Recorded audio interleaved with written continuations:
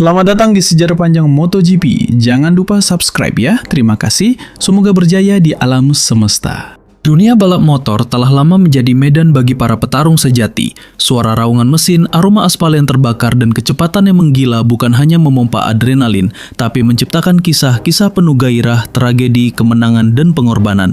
MotoGP sebagai kasta tertinggi dalam olahraga ini bukan sekadar kompetisi kecepatan. Ia adalah sejarah yang hidup, berkembang dari lintasan-lintasan kecil Eropa hingga menjadi tontonan global. Mari kita mulai dari awal. Akar MotoGP bisa ditelusuri kembali ke awal abad ke-20, saat balap motor mulai populer di Eropa. Namun, tonggak resminya berdiri pada tahun 1949, saat Federation Internationale de Motocyclisme (FIM) meluncurkan kejuaraan dunia Grand Prix pertama. Saat itu, ada beberapa kelas yang dipertandingkan, 500cc sebagai kelas utama, serta 350cc, 250cc, 125cc, dan 50cc. Nama-nama seperti Leslie Graham dan Freddie Frith menjadi pionir, menorehkan tinta emas di awal era balap motor dunia. Era 1950-an hingga 1960-an dikuasai oleh pabrikan asal Eropa, seperti Gilera, MV Agusta, dan Norton. Balapan saat itu sangat berbeda dari yang kita saksikan hari ini. Motor masih menggunakan teknologi sederhana, lintasan belum seaman sekarang, dan keselamatan pembalap belum menjadi prioritas utama. Tapi justru di sanalah letak romantisme balap motor masa lalu. Keberanian dan nyali menjadi faktor utama. Masuk ke tahun 1970-an, lanskap mulai berubah. Jepang mulai menancapkan kukunya lewat pabrikan seperti Yamaha, Honda, dan Suzuki. Era ini ditandai dengan kehadiran para legenda seperti Giacomo Agostini, salah satu pembalap tersukses sepanjang masa, dan Kenny Roberts, pembalap Amerika pertama yang merevolusi teknik balap dengan gaya hanging off yang kemudian menjadi standar. Roberts juga memperkenalkan pendekatan profesional dalam latihan fisik dan teknis, menjadikan pembalap bukan hanya jago di atas motor, tapi juga atlet sejati. Pada masa itu pula, sirkuit mulai berbenah. Keselamatan mulai diperhatikan lebih serius, walau insiden tragis masih sering terjadi. MotoGP mulai bertransformasi menjadi olahraga profesional yang kompleks. Lanjut ke tahun 1980-an, persaingan makin panas. Freddie Spencer muncul sebagai fenomena. Di usia yang sangat muda, ia berhasil menjuarai dua kelas sekaligus dalam satu musim, 250cc dan 500cc. Pabrikan mulai berlomba-lomba menciptakan teknologi baru. Mesin 2 tak, 2 stroke mendominasi. Balapan bukan hanya tentang skill pembalap, tapi juga keunggulan teknologi pabrikan. Namun teknologi canggih tak selalu berarti keselamatan. Banyak pembalap menjadi korban dalam era ini. Itu pula yang menjadi dorongan utama bagi FIM dan Dorna Sports selaku penyelenggara resmi MotoGP untuk memperketat standar keselamatan dan memperbaiki regulasi. Tahun 1990-an menjadi era keemasan bagi banyak pecinta MotoGP. Teknologi motor berkembang pesat. Mesin 2 tak 500cc yang sangat liar dan sulit dikendalikan menjadi tantangan tersendiri bagi para pembalap. Dalam atmosfer itulah muncul sosok legendaris, Mick Doohan dari Australia. Ia mendominasi paruh pertama dekade ini dengan 5 gelar juara dunia berturut-turut. Gaya balap Doohan yang agresif serta ketangguhannya bangkit dari cedera menjadi inspirasi banyak pembalap setelahnya. Namun tidak semua pembalap mampu menjinakkan monster 500cc ini. Hanya mereka yang memiliki kombinasi nyali, teknik tinggi, dan kecerdasan strategi yang bisa bertahan di lintasan. Disinilah letak daya tarik MotoGP. Balapan bukan hanya soal menjadi yang tercepat, tapi siapa yang paling cerdas dalam mengelola risiko dan memanfaatkan momen. Menjelang akhir 1990-an, dunia MotoGP kedatangan seorang bintang muda asal Italia yang kelak akan mengubah sejarah, Valentino Rossi. Debut di kelas 125cc dengan penuh gaya, Rossi langsung mencuri perhatian lewat kepribadiannya yang ceria namun tajam di lintasan. Tahun 1997, ia menjadi juara dunia 125cc, dan hanya 2 tahun kemudian, ia menguasai kelas 250cc. Masuk ke tahun 2000, MotoGP mengalami transformasi besar. Nama resminya masih 500cc Grand Prix, namun angin perubahan sudah terasa. Tahun 2002, kelas 500cc resmi digantikan oleh MotoGP dengan mesin 4 tak hingga 990cc. Inilah era modern dimulai. Dan di era baru ini, tak ada yang bersinar seterang Valentino Rossi. Dengan gaya flamboyan dan skill luar biasa, Rossi memenangi gelar demi gelar dan memopulerkan MotoGP ke seluruh dunia. Popularitas Rossi mendunia. Ia bukan hanya pembalap tapi ikon budaya pop. helm unik, selebrasi kocak, dan persaingan sengit dengan pembalap lain seperti Max Biaggi dan Sete Gibernau membuat MotoGP semakin menarik di mata publik. Tapi lebih dari itu, Rossi membawa perubahan dalam cara orang melihat balap motor, bahwa ini bukan hanya olahraga, tapi juga hiburan dan pertunjukan emosi. Perkembangan teknologi terus berlanjut. Era mesin 990cc yang bertenaga besar berakhir pada 2007, digantikan oleh mesin 800cc yang lebih ringan dan lincah. Keputusan ini diambil untuk meningkatkan keselamatan dan mengurangi kecelakaan akibat kecepatan berlebih. Namun ternyata, banyak pihak merasa bahwa karakter balapan menjadi lebih teknis dan kurang atraktif. Tahun 2008 menjadi titik balik dengan munculnya pembalap muda asal Australia, Casey Stoner. Bersama Ducati, ia mematahkan dominasi Yamaha dan Honda dengan gaya balap yang sangat efisien dan tanpa banyak drama. Kemenangan Stoner membawa kejayaan bagi Ducati yang selama ini tertinggal dari pabrikan Jepang. Namun, dominasi Stoner tidak bertahan lama karena munculnya generasi baru dari Spanyol, Jorge Lorenzo dan Dani Pedrosa. Lorenzo dengan gaya balap halus dan presisi tinggi menjadi rival utama Rossi saat itu. Tahun 2010, Lorenzo berhasil meraih gelar juara dunia dan membuktikan bahwa MotoGP telah memasuki era baru. Sementara itu, Marc Marquez mulai menunjukkan potensinya di kelas yang lebih rendah. Pada tahun 2010 dan 2012, Marquez menjuarai kelas 125cc dan Moto2. Gaya balapnya yang agresif dan nekat membuatnya dijuluki Baby Alien karena seperti datang dari dunia lain. Dan benar saja, ketika Marquez naik ke kelas MotoGP pada 2013, ia langsung menjadi juara dunia di musim debutnya, prestasi yang sangat langka. Era Marquez menjadi babak baru dalam sejarah MotoGP. Dominasi Rossi mulai pudar meskipun sang legenda masih memberikan perlawanan hebat di berbagai musim, terutama 2015 yang penuh drama. Persaingan Rossi dan Marquez pada tahun itu menyisakan kontroversi yang dikenang hingga kini, terutama insiden di Sepang yang memicu perdebatan panjang di kalangan fans dan pembalap. Di sisi teknologi, motor-motor MotoGP kini semakin canggih. Sistem elektronik, traction control, seamless gearbox, hingga penggunaan winglet defiring menjadikan balapan semakin teknis. Keahlian pembalap pun harus disertai dengan pemahaman mendalam terhadap setting motor dan strategi pit. Di tengah perubahan ini hadir pula para pembalap seperti Andrea Dovizioso yang membawa Ducati kembali kompetitif, serta Maverick Viñales dan Jack Miller yang kerap memberi kejutan di lintasan. Namun tetap, sorotan utama masih mengarah ke Marquez yang seakan tak tergoyahkan hingga cedera serius menimpanya pada tahun 2020. Cedera lengan kanan Marquez mengubah peta persaingan. Ia absen panjang dan kehilangan dominasinya. Inilah saat MotoGP kembali terbuka, para pembalap muda seperti Fabio Quartararo dan Pecco Bagnaia mulai unjuk gigi. Tahun 2021, Quartararo membawa Yamaha kembali ke puncak dengan menjadi juara dunia. Diikuti oleh Bagnaia yang sukses membawa Ducati meraih gelar pada 2022 dan 2023. MotoGP terus bergerak. Tak ada yang abadi. Setiap musim membawa cerita baru. Dari legenda seperti Rossi dan Duhan hingga bintang modern seperti Marquez, Quartararo, dan Bagnaia. Semuanya memberi warna dan warisan dalam sejarah panjang MotoGP. Dan ini baru permulaan.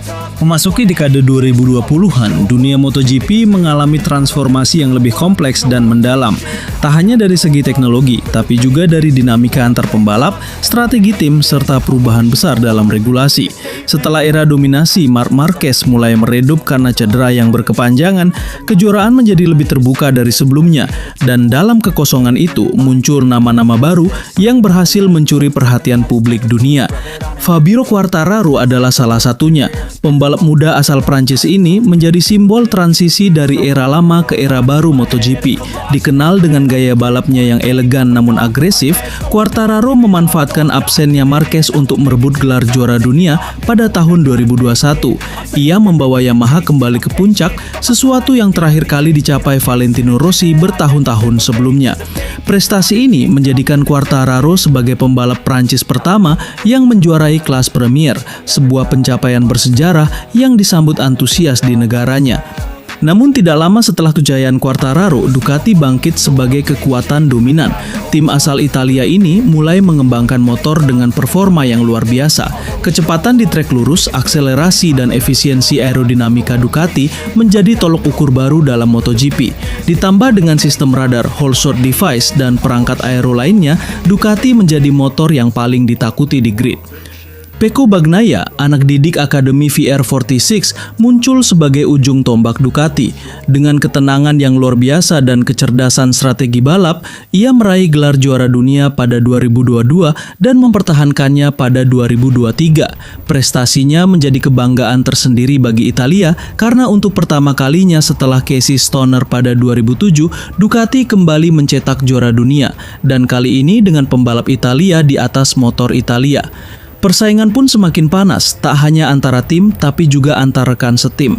Ducati yang menurunkan banyak pembalap berbakat di berbagai tim satelitnya sering mengalami dilema internal. Enea Bastianini, Jorge Martin, Marco Bezzecchi, dan Johann Zarco semuanya memiliki potensi untuk menang. Hal ini membuat dinamika di paddock Ducati begitu intens dan penuh ketegangan. Di sisi lain, pabrikan Jepang seperti Yamaha dan Honda mulai tertinggal. Honda yang dulu dominan bersama Marquez kini kesulitan menemukan setup yang kompetitif. Yamaha juga mengalami penurunan performa karena kurangnya tenaga mesin dibanding rival Eropa. KTM dan Aprilia justru tampil lebih progresif dengan pendekatan teknis yang inovatif dan pengembangan yang agresif.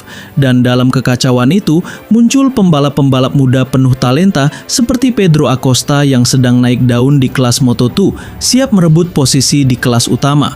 Kejuaraan menjadi arena pertempuran generasi antara veteran yang ingin mempertahankan kejayaan dan para pendatang baru yang haus akan pengakuan dan kemenangan. Tahun-tahun pertengahan dekade 2020-an menjadi masa paling dinamis dalam sejarah MotoGP. Kejuaraan dunia tidak lagi didominasi oleh satu nama besar, tapi menjadi ajang pertarungan sengit antara 5 hingga 7 pembalap setiap musimnya. Hal ini menghadirkan ketegangan yang luar biasa dalam setiap balapan, karena hampir semua pembalap papan atas memiliki peluang yang seimbang. Pecco Bagnaia masih menjadi tokoh sentral, namun tekanan dari Jorge Martin dan Enea Bastianini terus meningkat. Martin dengan gaya balap yang eksplosif dan agresif kerap menjadi ancaman serius, terutama di sirkuit-sirkuit cepat seperti Mugello dan Red Bull Ring. Bastianini yang terkenal dengan kemampuan late braking dan strategi cerdas menjadi mimpi buruk bagi siapapun yang berada di depannya di lap-lap terakhir. Sementara itu, Marco Bezzecchi dengan gaya balap flamboyan dan kemampuan mengendalikan Ducati meski berada di tim satelit mengejutkan banyak pihak dengan podium demi podium. Aprilia pun tak mau kalah. Aleix Espargaro memimpin kebangkitan pabrikan Noale itu dengan pengembangan aerodinamika yang sangat detail. Bersama Maverick Viñales, mereka membawa Aprilia ke level baru sebagai pesaing serius. Di luar lintasan, strategi tim menjadi lebih kompleks. Kini, dengan data telemetri yang semakin canggih dan penggunaan kecerdasan buatan untuk memprediksi kondisi balapan, keputusan-keputusan pit dan mapping mesin memainkan peran vital. Sebuah kesalahan kecil dalam strategi atau pemilihan ban bisa menghancurkan peluang juara dalam sekejap.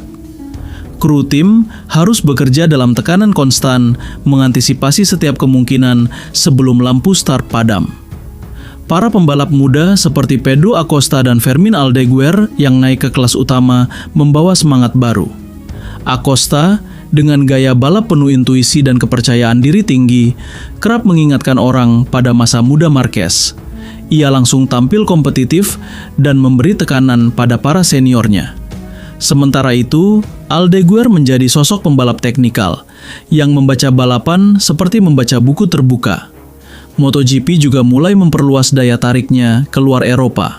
Sirkuit-sirkuit seperti Mandalika di Indonesia, Bud di India, dan Buriram di Thailand menjadi panggung penting dalam kalender kejuaraan.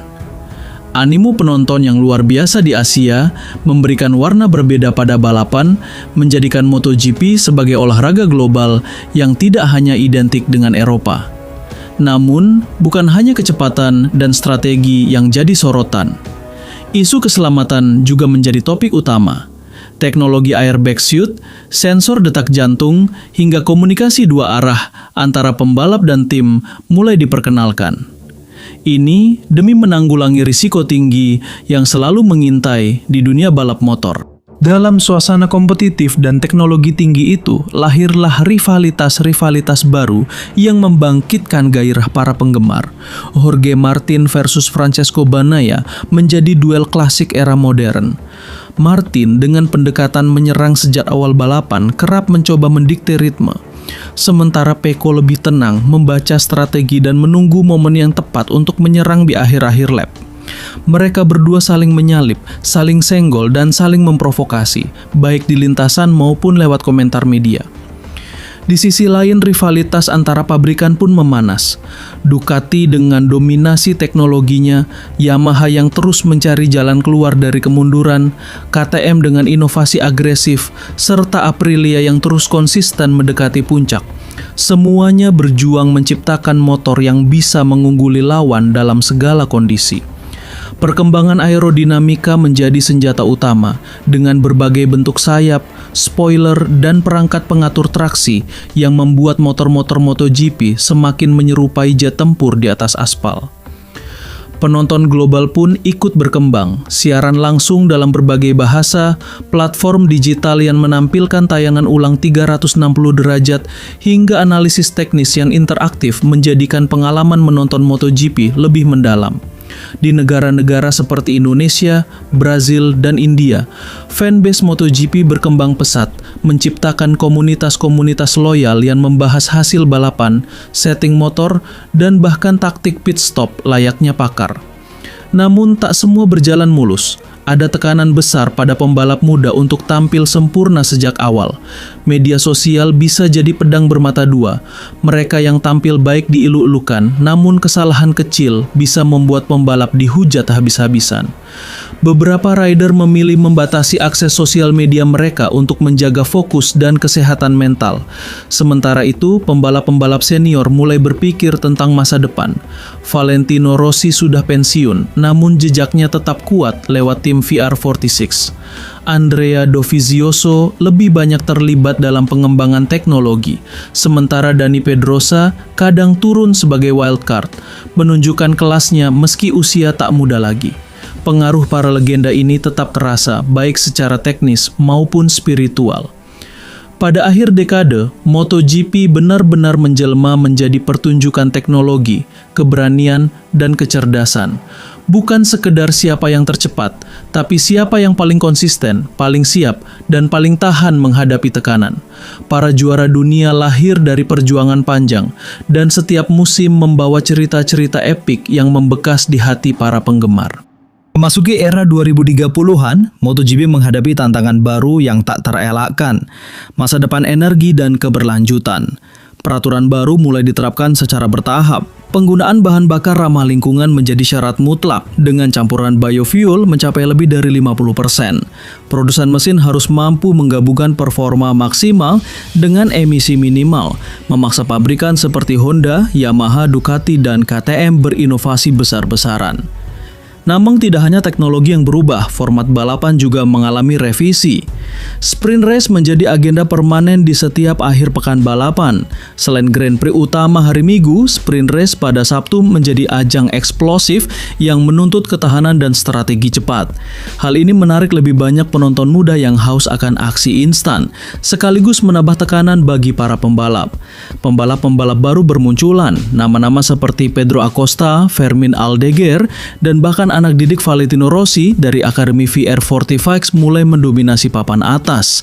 Mereka datang dengan mentalitas modern, gaya agresif, dan kemampuan beradaptasi yang luar biasa terhadap teknologi baru. Tidak sedikit dari mereka yang sudah terbiasa mengandalkan data telemetri sejak usia belia, menjadikan mereka ahli dalam membaca dan menyesuaikan setup motor berdasarkan data mentah. Di pedok, perubahan budaya juga terjadi. Kolaborasi antara tim teknik dan software engineer semakin erat. Seorang pembalap tak hanya berdiskusi dengan kepala kru mekanik, tapi juga dengan ahli AI dan data scientist. Semua demi menemukan keunggulan sekecil apapun, karena dalam MotoGP modern, perbedaan 1/10 detik saja bisa menentukan antara podium atau gagal finish. Ajang MotoGP juga mulai menggandeng sektor teknologi besar. Perusahaan seperti Tesla dan Apple mulai menunjukkan ketertarikan, bukan sebagai tim melainkan sebagai penyedia sistem baterai cadangan, AI untuk simulasi balapan, bahkan augmented reality untuk pelatihan pembalap. Ini bukan lagi sekadar olahraga, tapi platform teknologi tingkat tinggi yang mempertemukan ilmu teknik, ilmu data, dan seni balap motor dalam satu ekosistem luar biasa. Transformasi besar juga terjadi di sisi penonton. Dengan hadirnya streaming interaktif, fans kini bisa memilih sudut kamera sendiri saat menonton balapan, bahkan melihat statistik waktu nyata dari pembalap favorit mereka.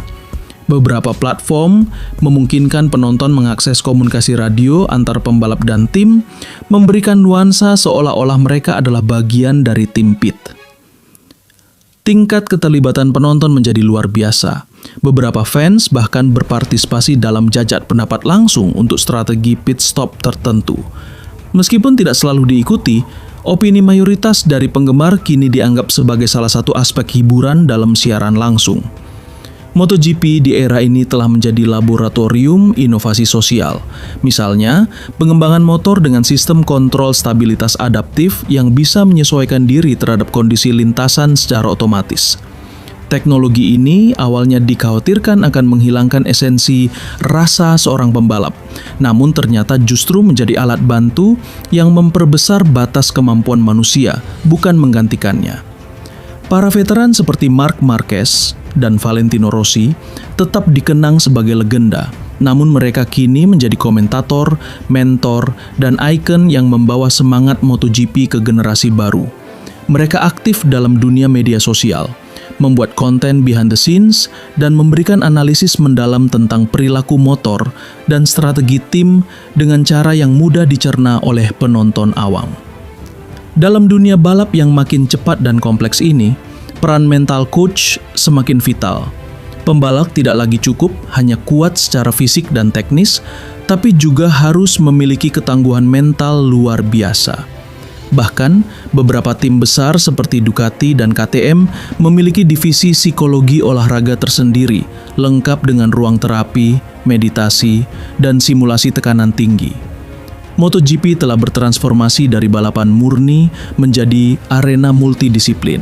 Setiap tim bukan hanya kumpulan mekanik, tapi juga insinyur software, analis data, pakar komunikasi, dan psikolog.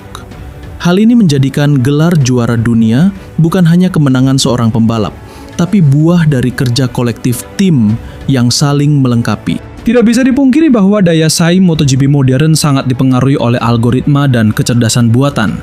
Tim kini menggunakan sistem prediktif untuk menganalisis data historis dan kondisi lintasan secara real-time, memandu keputusan strategis mulai dari tekanan ban, konsumsi bahan bakar, hingga pemilihan waktu pit stop.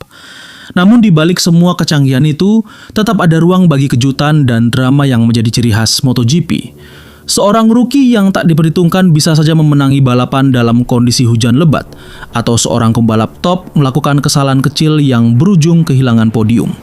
Elemen manusia tidak pernah hilang, justru semakin kentara karena disorot dalam kerangka teknologi tinggi.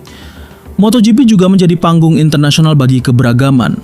Pembalap dari Asia, Amerika Latin, dan Afrika kini lebih sering hadir dan mendapat sorotan berkat Akademi Balap Global dan beasiswa dari sponsor besar. Hal ini membuat kejuaraan dunia tidak hanya milik Eropa, tapi betul-betul mewakili semangat universal dari olahraga ini. Latar belakang pembalap juga semakin beragam. Ada yang berasal dari keluarga pembalap turun-temurun, namun banyak pula yang datang dari latar belakang sederhana dan meniti karir lewat program pengembangan di tingkat lokal. Kisah perjuangan mereka menjadi inspirasi bagi jutaan penggemar yang menyaksikan dari seluruh penjuru dunia. Momen-momen emosional pun tak pernah absen, seperti ketika pembalap muda mempersembahkan kemenangan perdana untuk mendiang ayahnya, atau ketika rival sengit saling berpelukan di akhir musim setelah pertarungan panjang. MotoGP modern tetap mempertahankan esensi, keberanian, dedikasi, dan semangat pantang menyerah. Dengan seluruh dinamika yang terjadi, MotoGP hari ini adalah simbol dari evolusi olahraga otomotif yang tidak hanya cepat di lintasan, tapi juga adaptif terhadap zaman.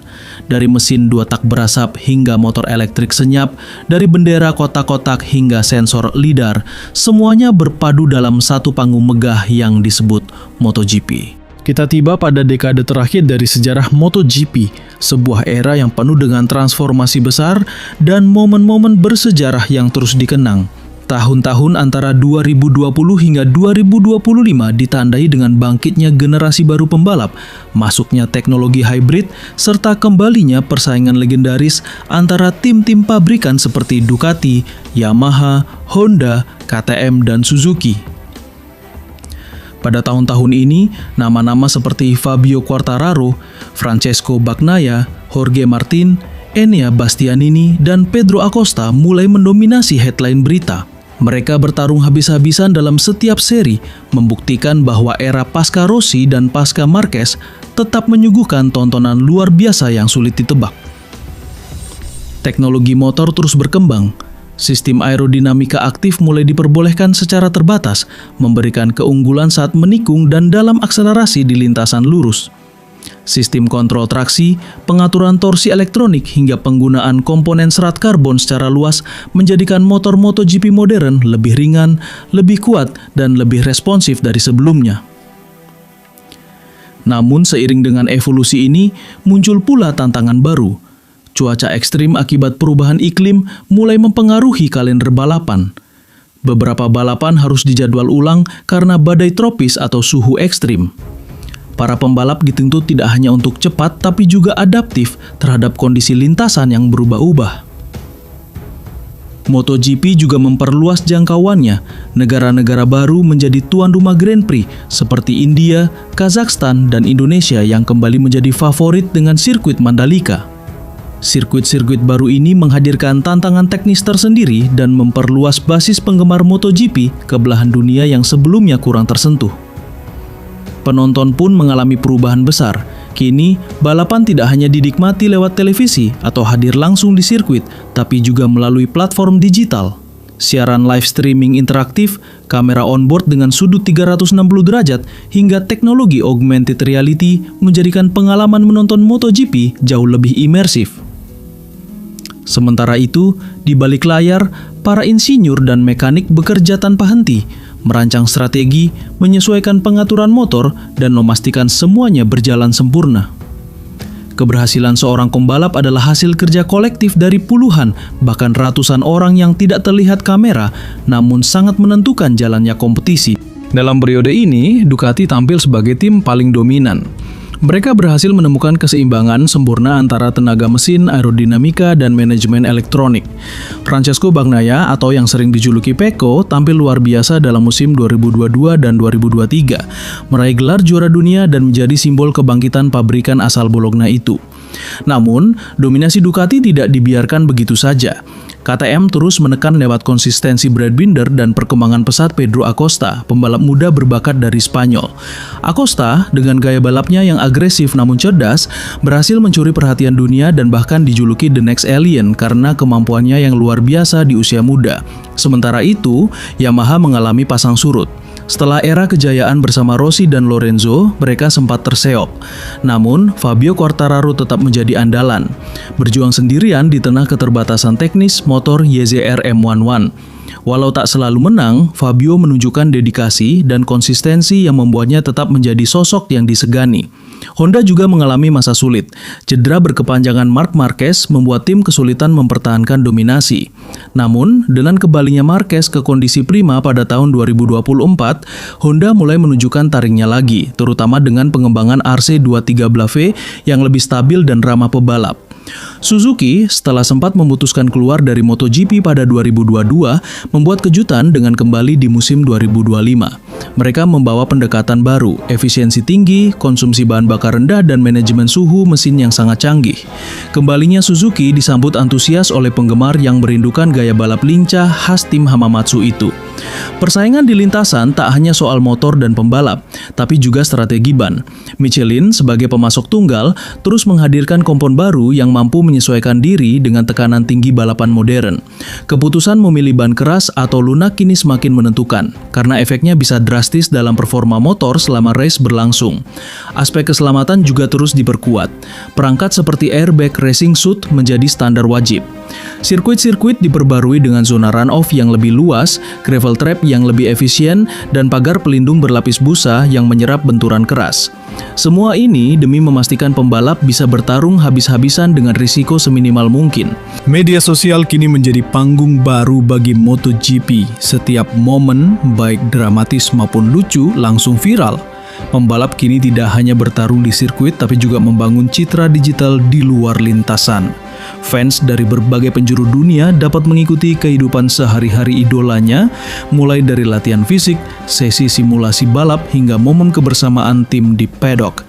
Konten digital seperti vlog, behind the scenes, dan live streaming dari garasi tim membuat MotoGP semakin dekat dengan penonton. Penayangan balapan kini dilengkapi dengan grafis augmented reality, data telemetri real-time, dan bahkan analisis AI terhadap performa pembalap. Semua ini membawa pengalaman menonton ke level yang belum pernah ada sebelumnya. Sementara itu, keberlanjutan menjadi isu penting dalam MotoGP modern. Dorna dan FIM menerapkan kebijakan emisi rendah, penggunaan bahan bakar bio, dan efisiensi energi di paddock. Bahkan beberapa tim mengembangkan teknologi hybrid dan sistem regeneratif untuk mendukung balapan yang ramah lingkungan tanpa mengurangi daya saing. Para legenda tetap dikenang. Rossi, Marquez, Lorenzo, Stoner, Pedrosa, dan Biaggi menjadi bagian dari warisan yang selalu disebut, dijadikan pembanding dan dikenang lewat berbagai dokumenter dan acara penghargaan. Mereka hadir sebagai inspirasi bagi generasi baru yang bermimpi menaklukkan tikungan pertama di sirkuit Mugello, Assen, atau Phillip Island. Di akhir dekade ini, MotoGP tak hanya jadi tontonan balap, tapi juga platform inovasi, budaya, dan sportivitas global. Ajang ini menyatukan semangat kompetisi dan teknologi dengan emosi manusia. Setiap musim seperti bab baru dalam novel panjang yang belum selesai ditulis, penuh kejutan, tragedi, kemenangan, dan transformasi. MotoGP bukan hanya soal siapa tercepat, tapi juga siapa yang mampu bertahan, belajar, dan terus berkembang. Inilah alasan mengapa jutaan penggemar terus setia menyaksikan, mengulas, dan mencintai olahraga ini. Karena setiap tikungan, setiap slipstream, setiap selebrasi di podium menyimpan kisah yang tak ternilai. Dengan berakhirnya bagian ini, semoga Anda merasakan seperti berada di paddock, mendengar raungan mesin, dan merasakan getaran dari lintasan. MotoGP bukan sekedar balapan. Ini adalah jiwa dari kecepatan, keberanian, dan kemanusiaan dalam bentuk paling mentahnya. Terima kasih telah mendengarkan narasi sejarah MotoGP selama 1 jam penuh. Semoga menginspirasi dan menyalakan semangat untuk terus berkarya, bermimpi, dan mencintai kecepatan. Sampai jumpa di tikungan berikutnya.